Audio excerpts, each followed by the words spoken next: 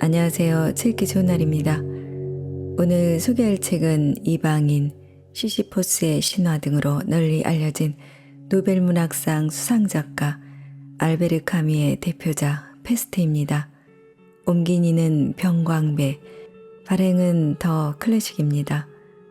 평범하고 조용한 도시 오랑에서 어느 날 갑자기 거리에 죽은 쥐들이 넘쳐나고 원인을 알 수 없는 열병 환자들이 속출하여 대혼란에 빠지게 되는데요.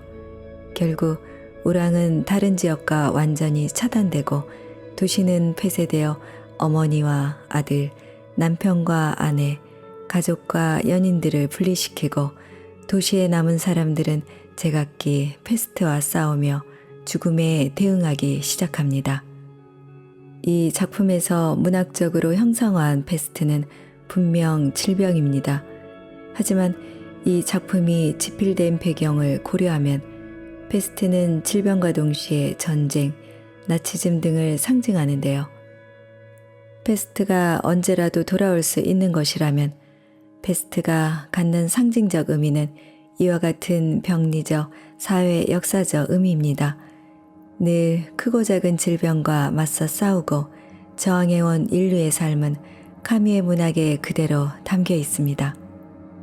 인간의 내부를 갉아먹는 이른바 우리 내부의 악마적 요소들 역시 패스트에 속합니다. 중요한 것은 결국 각종 패스트에 걸리지 않는 건강한 사람이 되는 것. 그런 패스트에 걸렸을 때 남에게 옮기지 않기 위해 노력하는 것. 그런 패스트에 걸렸을 때 그것을 치유하기 위해 각자의 직분을 다해 성실하게 대처하는 것입니다. 자, 그럼 잠시 책 속으로 들어가 보도록 하겠습니다. 오늘도 책읽기 좋은 날과 함께 즐거운 시간 되세요. 구독, 좋아요, 알림 설정은 사랑입니다. 잊지 마세요.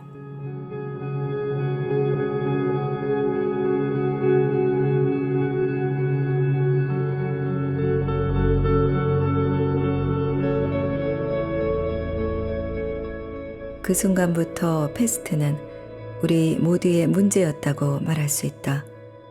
그때까지는 그 기이한 사건들이 야기한 놀라움과 걱정에도 불구하고 우리 시민들 각자는 보통 자기 자리에서 가능한 한 자기 일을 계속해 오고 있었다.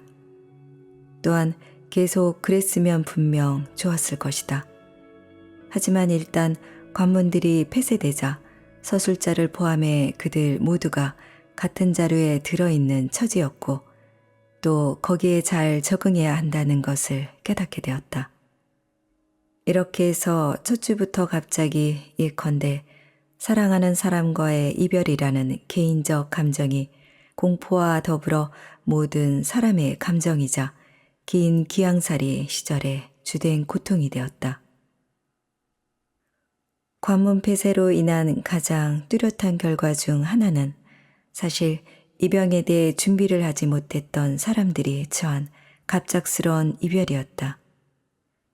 며칠 전만 해도 일시적인 이별이라고 생각해 역의 승강장에서 두세 가지 당부만 하면서 서로를 껴안았고 며칠 혹은 몇 주 후에 다시 만난다고 확신했으며 미래에 대한 어리석은 인간적인 믿음 속에 빠진 채 작별로 인해 일상사에서 조금 벗어나 있던 어머니들과 자식들, 부부들, 연인들은 단번에 돌이킬 수 없이 떨어져 있게 되거나 혹은 재회하거나 교류하는 것도 막힌 상황이 되어버렸다. 그도 그럴 것이 관문 폐쇄는 도청 시행령이 공시되기 몇 시간 전에 이루어졌고 따라서 개별적인 경우를 고려하는 것은 당연히 불가능했기 때문이었다. 병의 기습으로 인한 첫 번째 영향은 우리 시민들로 하여금 마치 개인 감정이 없는 사람처럼 행동하도록 한 것이라고 말할 수 있다. 시행령이 발표된 날, 이른 시각부터 도청은 많은 진정인에 의해 시달렸다. 이들은 전화를 걸거나 혹은 공무원들을 찾아와서 하나같이 이해는 가지만 동시에 하나같이 검토가 불가능한 상황들을 털어놓았다. 진실을 말하자면 타협의 여지가 없는 상황이어서 양해, 특전, 예외라는 단어들이 더 이상 아무런 의미를 갖지 못한다는 것을 우리는 여러 날이 지나서야 비로소 깨닫게 되었다. 우리에게는 심지어 편지를 쓴다는 가벼운 욕구를 충족시키는 것마저도 거절되었다. 한편으로 이 시는 실제로 일상적인 통신수단으로 더 이상 다른 지역과 연락이 되지 않았고, 다른 한편으로 편지가 가면 매체가 되는 것을 피하기 위해 새로운 시행령에 따라 모든 우편물을 주고받는 것이 금지되기도 했다. 초기에 몇몇 운 좋은 사람들은 경비소 보초병들을 통해 편지를 시 밖으로 전하는 것을 허락받기도 했다. 이런 행동은 경비병들이 보기에 아직은 동정심에 양보하는 것이 당연하게 여겨졌던 전염병 초기라서 가능했다. 하지만 얼마쯤 시간이 지나자 이 경비병들도 상황의 심각성을 알게 되어 파장을 예측할 수 없는 일에 책임을 지려고 하지 않았다.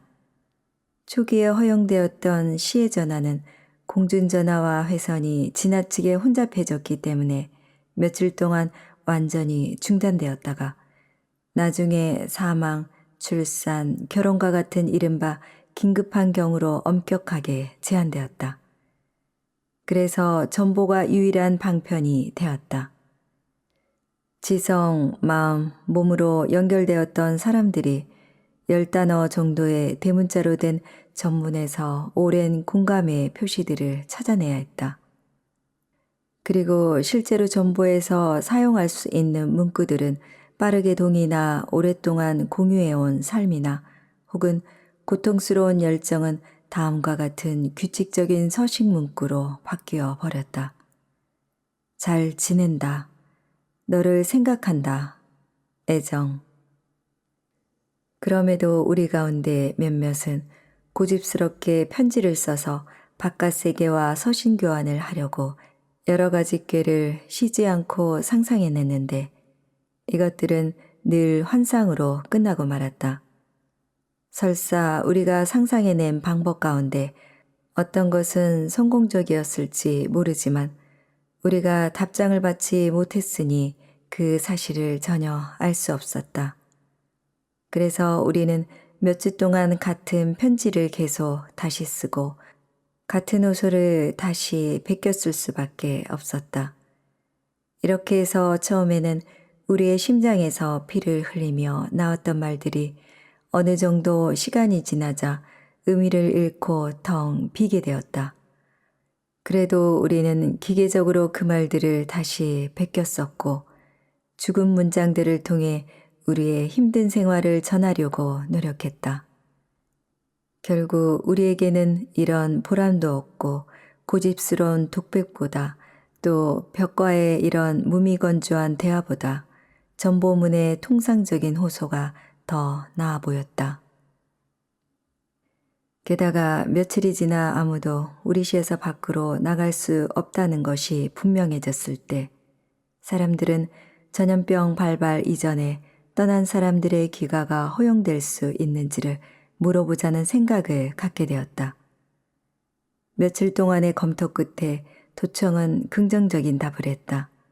하지만 일단 돌아온 자는 어떤 경우에도 다시 시에서 나갈 수 없다는 점, 그리고 되돌아오는 것은 자유이지만 다시 떠날 자유는 없다는 점을 분명히 했다. 그런데도 드물기는 했지만 몇몇 가정은 상황을 여전히 가볍게 생각했고 그래서 신중을 기하기보다 가족을 다시 보고 싶은 욕망을 앞세워 가족에게 그 기회를 이용하라고 권하기도 했다. 하지만 패스트의 포로였던 사람들은 자신들의 행동으로 가까운 사람들이 위험에 노출된다는 것을 곧바로 깨닫고는 이런 이별의 고통을 감수하기로 했다. 이 병이 가장 심각한 상태였을 때 고문당하는 것 같은 죽음의 공포보다 인간적인 감정이 더 강했던 경우는 단 한 차례밖에 없었다. 사람들이 기대하듯 그것은 고통을 넘어서 사랑으로 서로에게 향하는 두 연인의 경우가 아니었다. 결혼한 지 오래된 늙은 의사 카스텔과 그의 아내가 유일한 경우였다. 카스텔 부인은 전염병 발병 며칠 전에 이웃 도시에 들렀다. 심지어 이 부부는 세상 사람들에게 행복의 모범을 보여주는 한 쌍의 부부가 아니었으며 서술자는 모든 개연성으로 보아 이 부부가 그때까지 자신들의 결합에 만족한다는 확신은 없었다고 말할 수 있다. 하지만 갑작스럽고 길어진 이별로 인해 그들은 서로 떨어져 살 수 없다는 사실과 한순간 백일화에 드러난 이 진실에 비해 페스트는 하찮은 것임을 확신하게 되었던 것이다. 이 부부의 경우는 정말 예외였다. 대다수의 경우 이별은 전염병이 끝나야 만날 수 있었다. 이것은 분명했다. 그리고 우리 모두에게는 우리의 삶이 되었고 그런 만큼 우리가 잘 안다고 생각해온 감정, 이미 지적한 바 있듯이 오랑 시민들은 단순한 정열의 소유자들이다. 이 새로운 면모를 보이기 시작했다. 배우자를 가장 신뢰하던 남편들과 연인들이 질투심을 드러냈다. 사랑을 가볍게 여기던 남자들은 의연함을 되찾았다. 곁에 있으면서도 자신들의 어머니에게 무관심했던 자식들이 그들의 기억을 사로잡고 있는 어머니 얼굴의 주름살에서 모든 걱정과 후회를 보았다. 이 갑작스럽고 가차없으며 기약 없는 이별로 인해 우리는 당황스러워했다. 우리는 여전히 그토록 가까우면서도 벌써 너무 멀리 있으며 이제는 우리의 나날을 점령하고 있는 그 존재에 대한 추억을 떨쳐버리는 것이 불가능했다. 사실 우리는 이중으로 고통스러웠다. 우선 우리 자신의 고통이었고 그 다음으로는 부재자들, 즉 자식들, 아내 혹은 연인을 상상해보는 고통이었다. 다른 상황에서라면 우리 시민들은 어쩌면 더 외향적이고 더 적극적인 생활을 통해 탈출구를 발견했을 수도 있다. 하지만 패스트로 인해 그들은 일거에 무의도식을 하게 되었고 음산하고 활기 없는 시내를 맴돌거나 매일매일의 맥빠지는 추억놀이에 몰두하게 되었다. 그도 그럴 것이 목적 없는 산책을 하면서 그들은 늘 같은 길을 지나가곤 했고 또 대부분의 경우 아주 좁은 시내에서는 그 길이 바로 과거의 부재자들과 함께 다니던 길이기 때문이었다. 이처럼 페스트가 우리 시민들에게 맨 먼저 가져다 준 것은 귀양살이었다. 그리고 서술자는 여기에 모두의 이름으로 자기가 그때 겪은 것을 쓸 수 있다고 확신하고 있다. 왜냐하면 그는 수많은 우리 시민들과 함께 그것을 겪었기 때문이다. 그렇다. 그때 우리가 마음속에 지녔던 그 횡함, 그 정확한 감정은 바로 기양살이의 감정이었다. 그러니까 우리는 뒤로 돌아가거나 혹은 반대로 시간의 흐름을 재촉하는 비이성적인 욕구, 이런 기억에 불붙은 화살을 마음속에 품고 지냈던 것이다. 우리는 종종 마음대로 상상해서 기가초인종 소리 혹은 계단에서 나는 친근한 발소리를 기대하며 즐거워하기도 했다.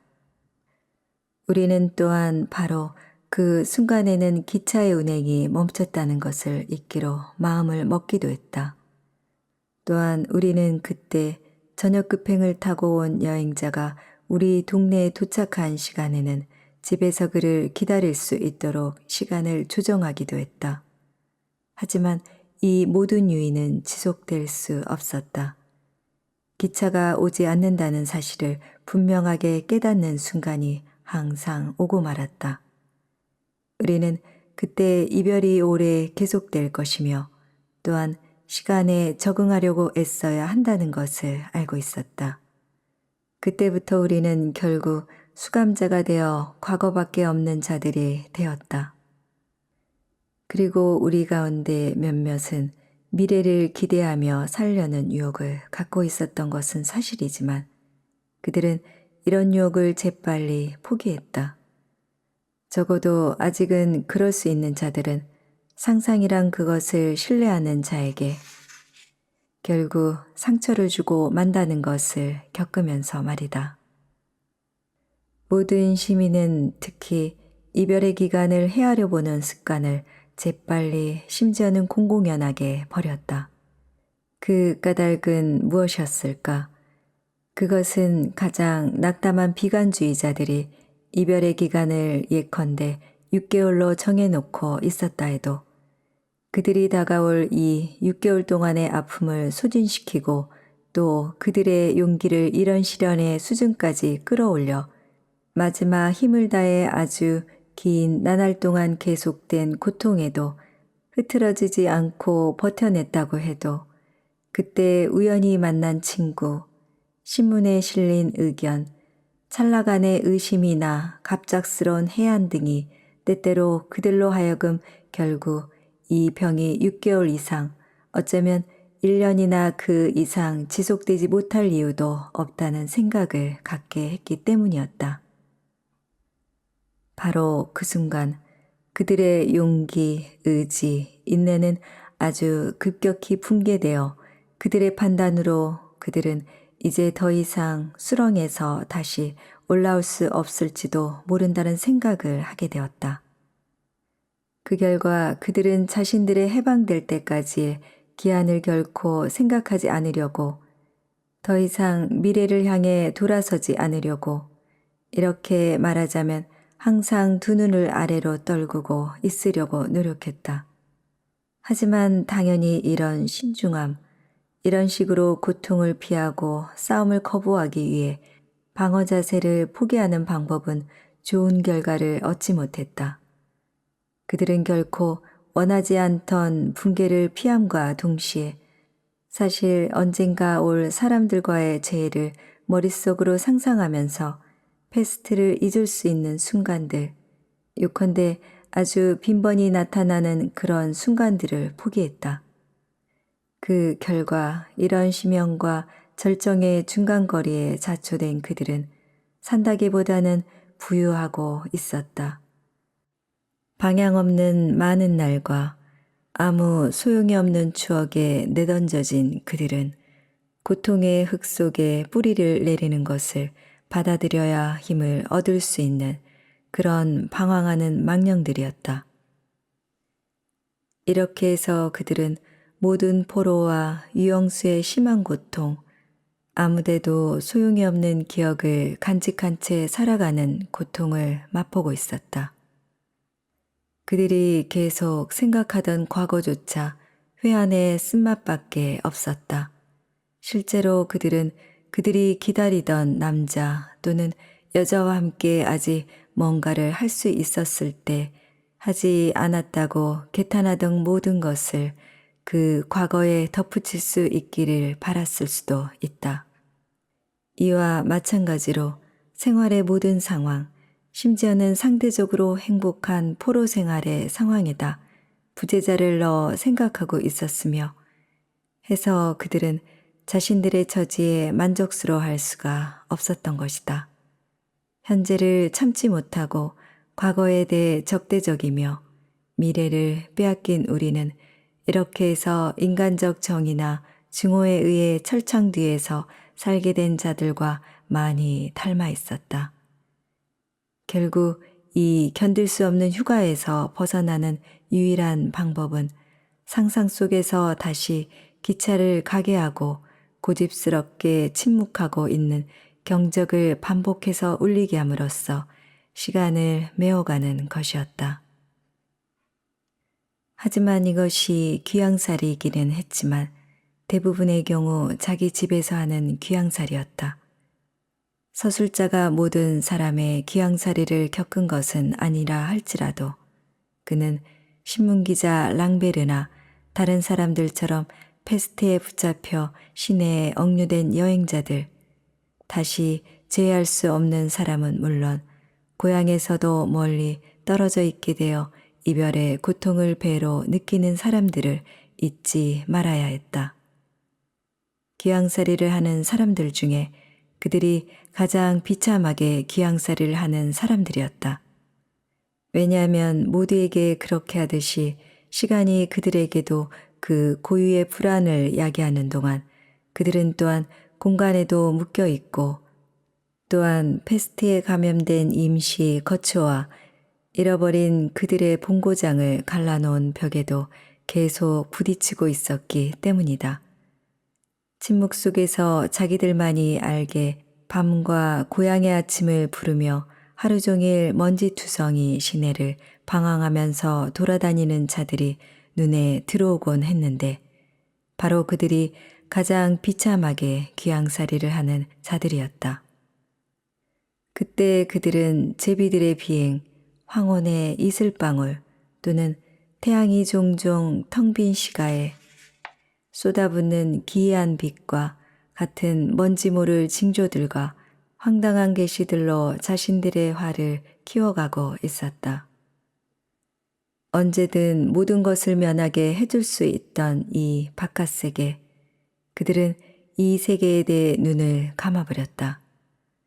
그러면서 그들은 너무 실제적인 자신들의 망상을 어루만졌으며 어느 계절의 빛, 두세 개의 언덕, 좋아하는 나무, 여자의 얼굴들 등이 그들에게는 대신할 수 없는 생활환경 요소인 고향 땅의 이미지들을 전력을 다해 쫓아가는 것이 자기들의 일이라고 고집을 피우기도 했다. 마지막으로 가장 흥미롭고 그들에 대해 이야기하기에는 아마도 서술자가 더 나은 위치에 있는 연인들에 대해 더 자세히 이야기해보자. 실제로 그들은 다른 시름 때문에 더 고통받고 있었는데 그 중에서 특기해야 하는 것은 바로 회한이었다. 사실 이런 상황으로 인해 그들은 일종의 과열된 객관성을 가지고서 자신들의 감정을 들여다볼 수 있게 되었다. 이 기회에 그들이 자신들의 결함을 명백하게 보지 못하는 일은 드물었다. 그들은 먼저 그들이 부재자의 일거일동을 정확히 상상하기 어렵다는 점에서 이 결함들을 확인하게 되었다. 해서 그들은 사랑하는 사람의 일과를 알지 못한다는 점을 개탄했다. 또한 사랑하는 사람의 일과를 알아보는 일을 경솔하게 하거나 사랑하는 사람에게 연인의 일과는 그의 모든 기쁨의 원천이 아니라고 생각하는 척하거나 또 그렇게 생각했던 경솔함을 자책했다. 그 순간부터 그들에게는 각자의 사랑을 거슬러 올라가 불완전했던 점을 살펴보는 것은 용이한 일이었다.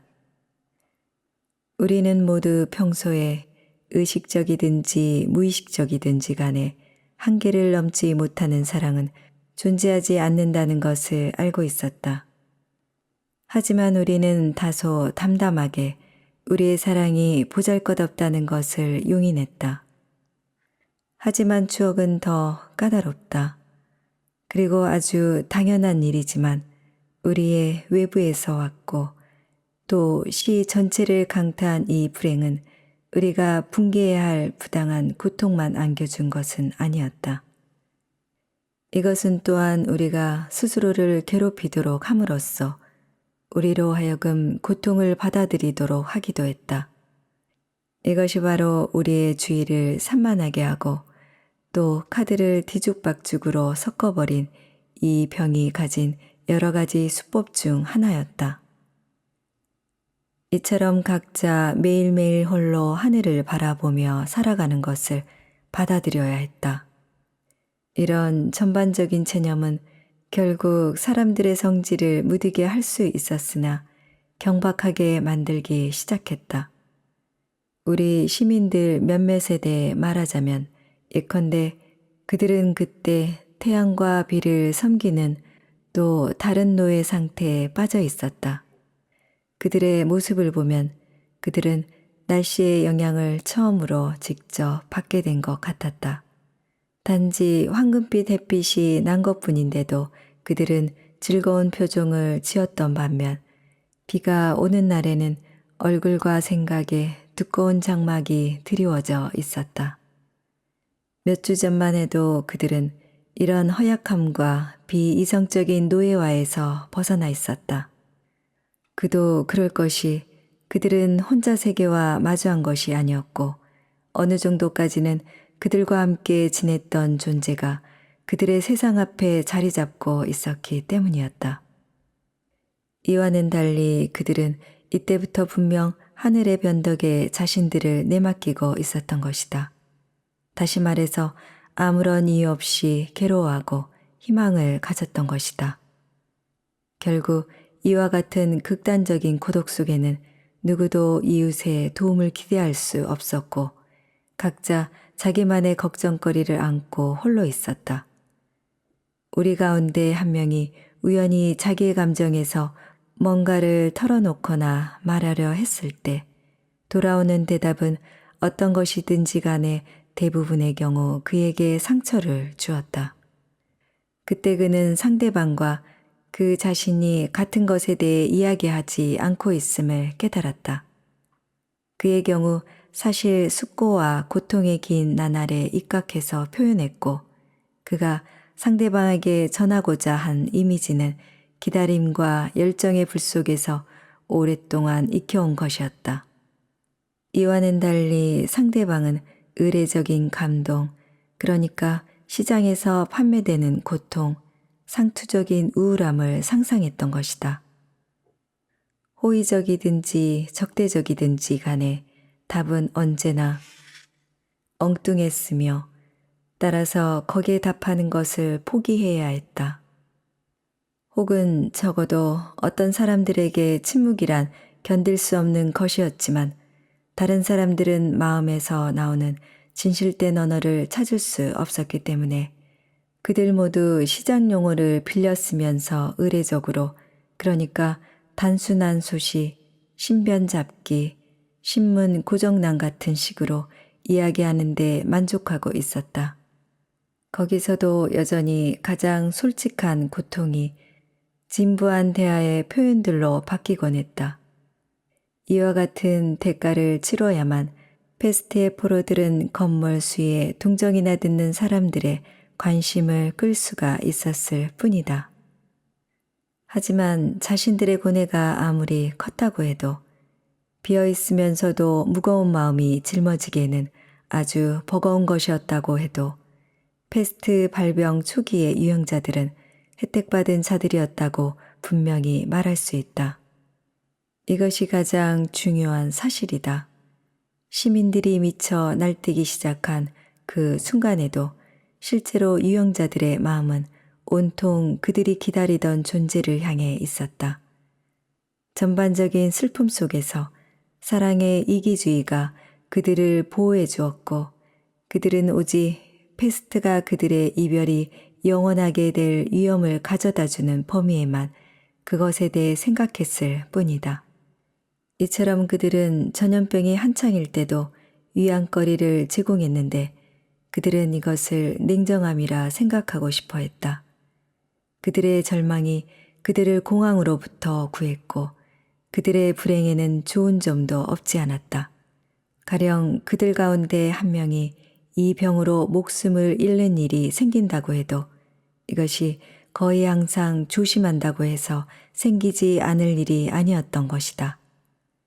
그 자신이 계속해온 이 그림자와의 마음속 대화로부터 끌려 나온 후에 뉘에는 곧바로 가장 깊은 대지의 침묵 속으로 내던져졌다. 그에게는 남아있는 시간이라곤 전혀 없었다. 우리 시민들이 난데없는 기왕살이와 타협하려고 애쓰고 있는 동안 페스트로 인해 관문마다 보초들이 서게 되었고 오랑으로 오던 선박들이 우회를 하게 되었다. 시의 폐쇄 이후 한 대의 차량도 시내로 들어가지 못했다. 바로 그날부터 자동차들이 맴돌기 시작한다는 인상을 갖게 되었다. 항구도 또한 대로들의 높은 곳에서 그것을 바라보는 자들에게 기이한 모습을 보여주고 있었다. 오랑을 해안에서 가장 중요한 항구 중 하나로 만들어졌던 일상적 활기는 갑작스럽게 가라앉아 버렸다. 격리된 선박들이 아직 몇 척 보이기는 했다. 하지만 부디 위에 있는 빈손의 커다란 기중기들, 뒤집어 쓴 소화물 운반차, 한적하게 쌓여있는 나무통들과 부대들은 이곳에 거래 역시 패스트로 인해 죽어버렸다는 사실을 잘 보여주고 있었다. 이와 같은 익숙하지 않은 광경에도 불구하고 분명 우리 시민들은 자기들에게 무슨 일이 발생한 것인지 이해하기 힘들었다. 이별이나 공포처럼 공통의 감정은 있었지만 사람들은 그래도 여전히 개인적인 일에 우선순위를 두고 있었다. 아직 그 누구도 이 병을 현실로 받아들이지 않고 있었다. 그들 대부분은 자신들의 일상적인 습관을 방해하거나 자신들의 이해관계에 영향을 미치는 것에 대해 특히 예민했다. 그로 인해 그들은 짜증을 내고 화를 냈지만 이런 감정들은 패스트에 맞설 수 있는 것들이 아니었다. 예컨대 그들의 첫 반응은 행정당국을 비난하는 것이었다. 언론이 한 목소리로 제기한 여러 비판, 예고된 조치에 완화는 불가능한가에 맞서 도지사는 예상 밖의 답변을 했다. 그때까지는 신문들도 랑스토크 통신사도 이 병의 통계를 공식적으로 전달받지 못하고 있는 상황에 있었다. 도지사는 주별로 보도해달라고 간청을 하면서 통계 수치를 그날 통신사에 전달했다.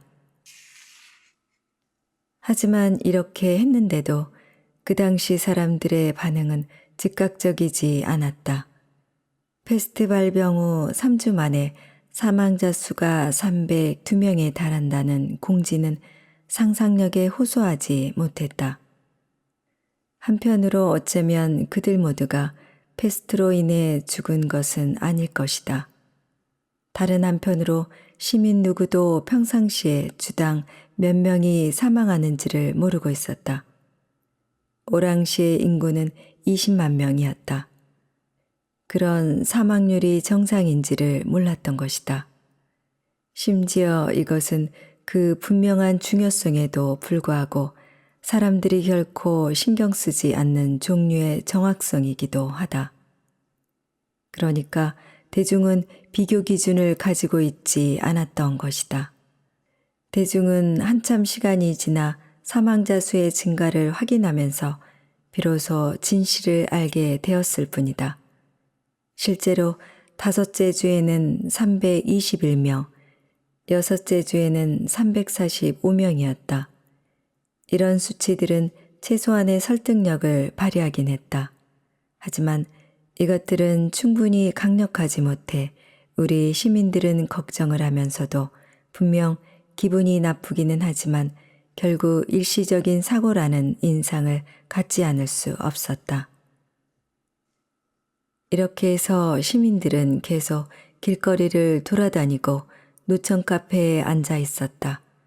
전체적으로 그들은 겁쟁이들이 아니었고 한탄보다 농담을 더 주고받았고 분명 일시적일 불편함을 기분 좋게 받아들이는 기색이었다. 겉모습은 멀쩡했다. 하지만 그달 말이자 나중에 이야기하게 될 기도주간의 즈음에서 우리 시의 모습은 더 심각한 변화로 인해 바뀌게 되었다.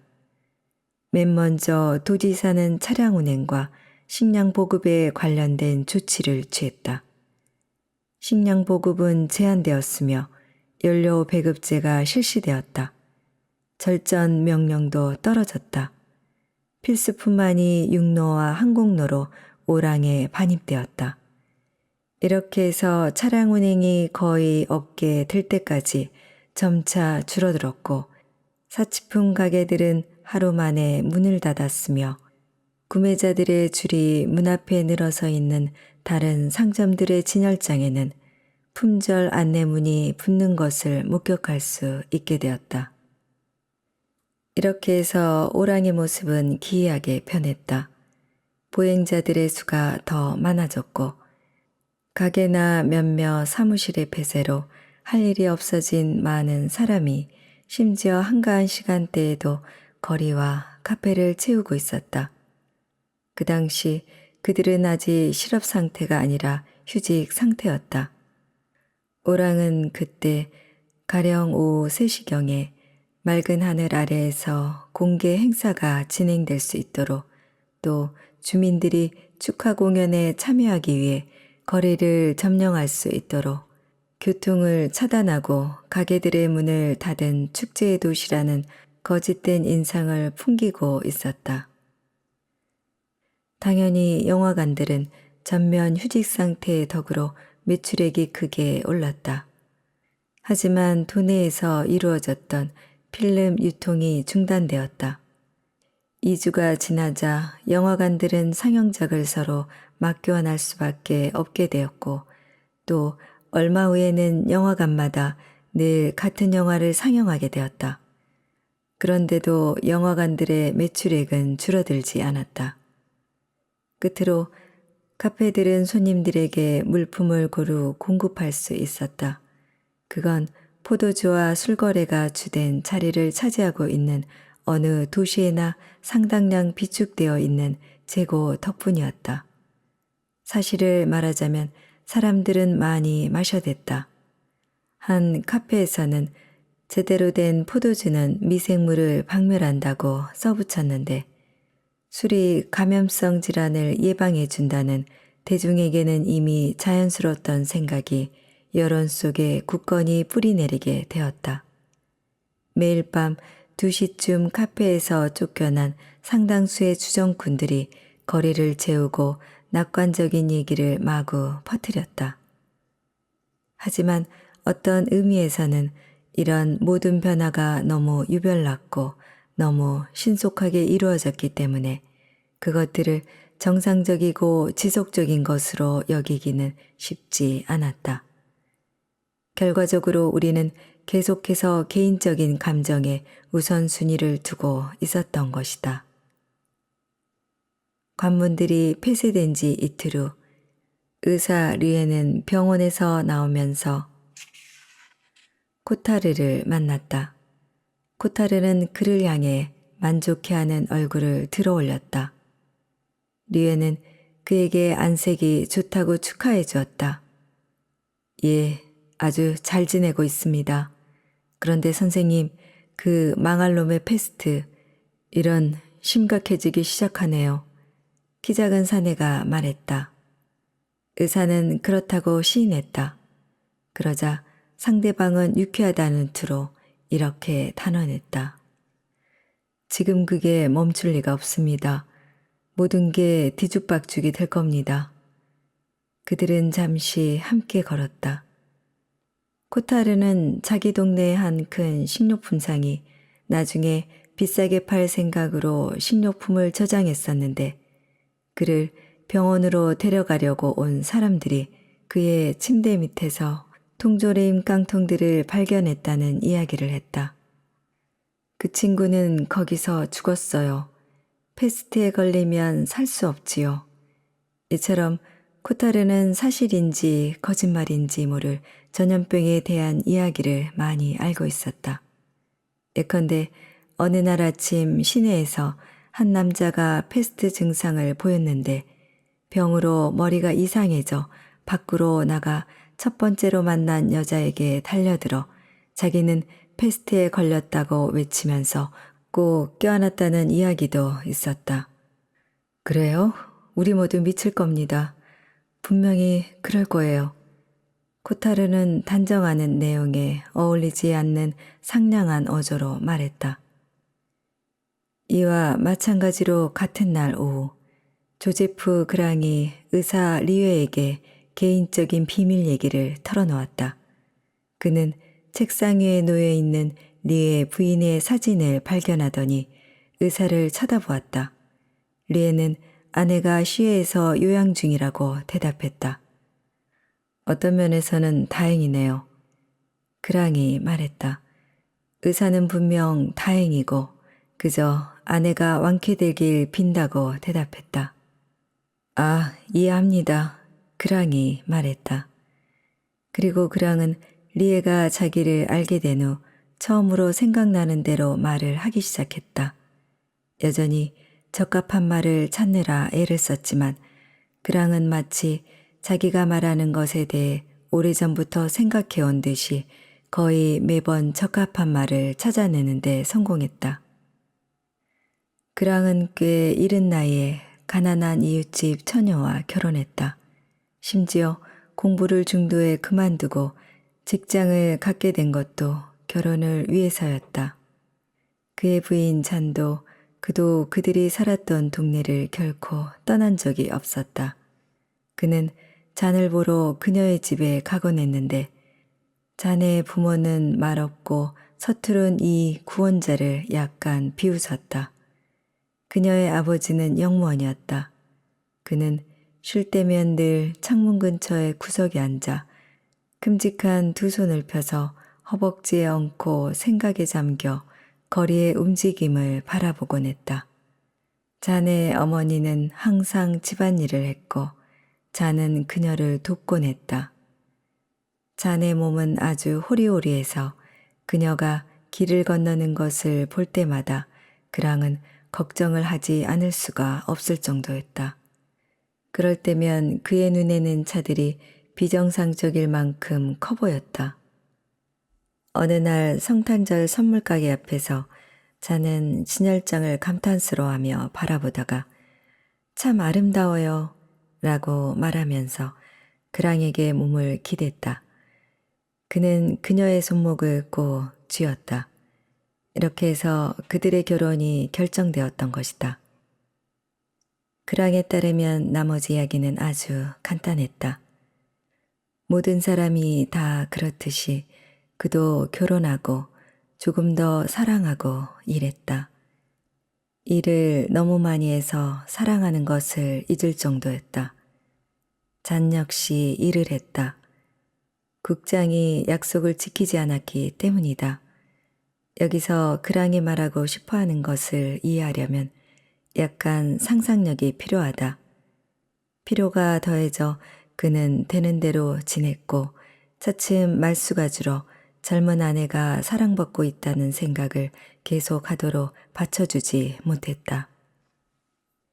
일하는 남자, 가난, 서서히 닫혀가는 미래, 밤이면 식탁에서 흐르는 침묵, 이런 세계에 열정이 파고들 만한 여지는 없었다.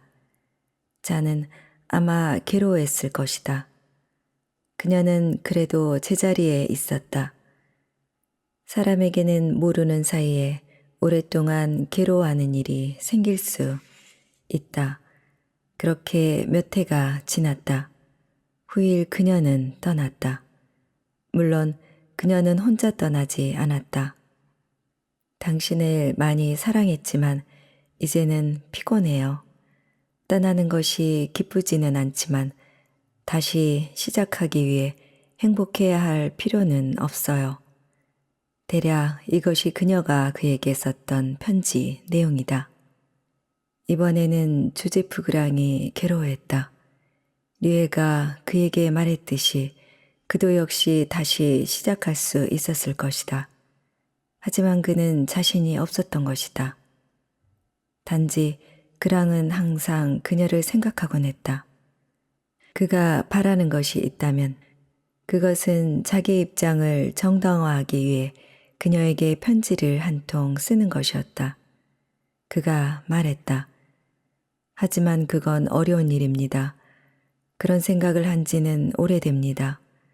서로를 사랑하는 동안에는 말없이도 서로를 이해할 수 있었습니다. 하지만 사람이란 서로를 계속 사랑하지는 못하는 법이죠. 적당한 순간에 그녀를 붙잡을 수 있는 말을 찾아냈어야 했어요. 하지만 그러질 못했죠. 그랑은 사각형 무늬가 새겨진 냅킨 같은 것에 코를 풀었다. 그러고 나서 콧수염을 닦았다. 리에는 그를 바라보았다. 미안해요, 선생님. 하지만 뭐랄까. 선생님은 믿음이 가는 분이에요.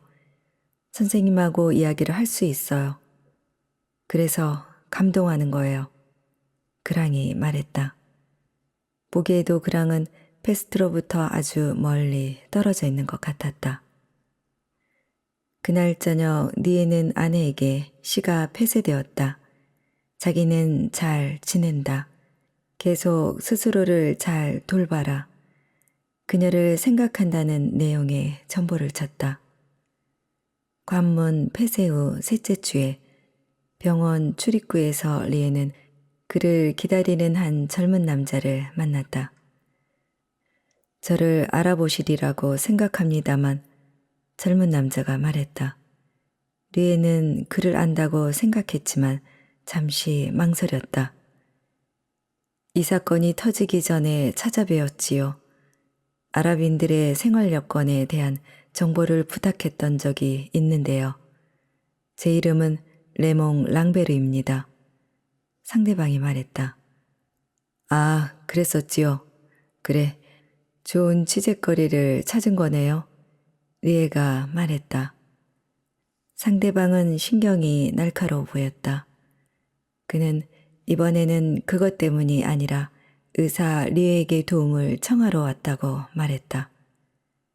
죄송합니다만 이 도시에 아는 사람이 한 명도 없는 데다 불행히 저희 신문사 통신원이 바보 같아서요. 그가 덧붙였다. 리에는 몇 가지 지시를 해야 할 사항이 있어서 시내에 있는 보건소까지 같이 걸어가자고 그에게 제안했다. 그들은 흑인들이 사는 골목길을 따라 걸었다.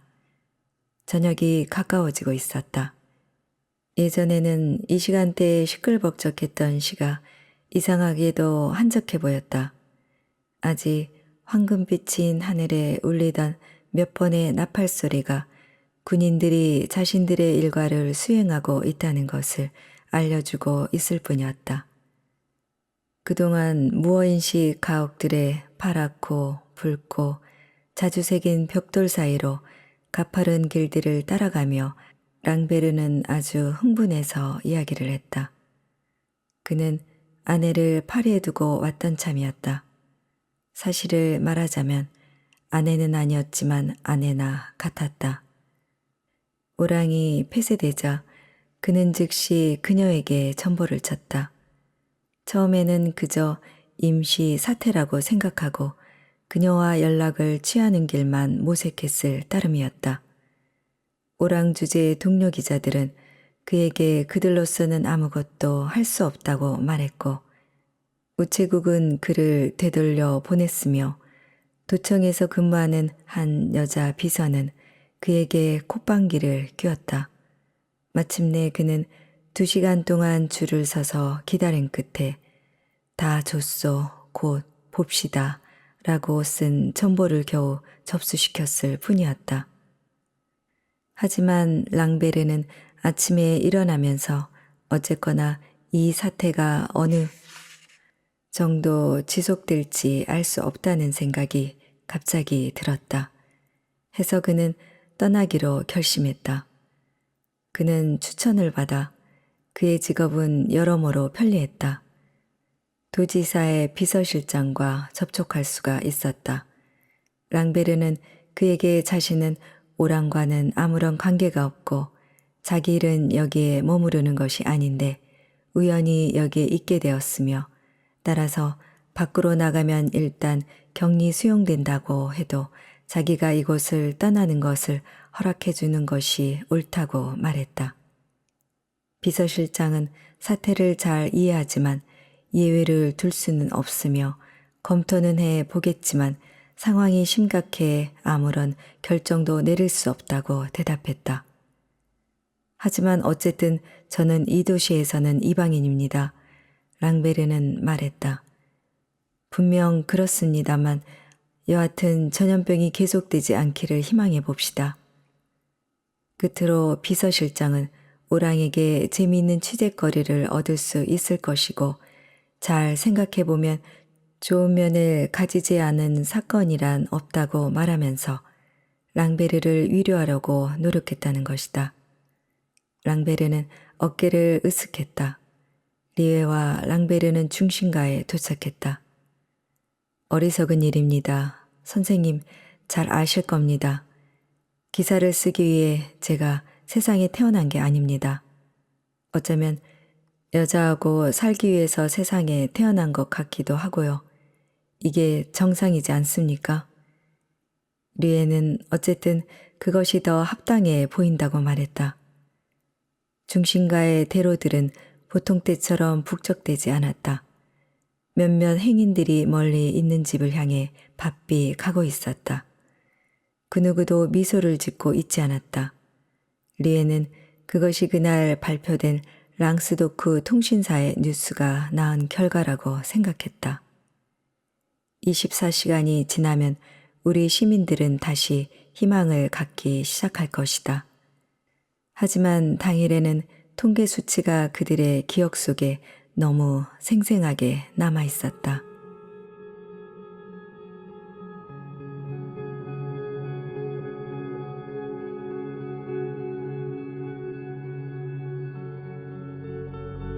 패스트 오늘은 여기까지입니다. 이상은 칠기 좋은 날이었습니다. 감사합니다.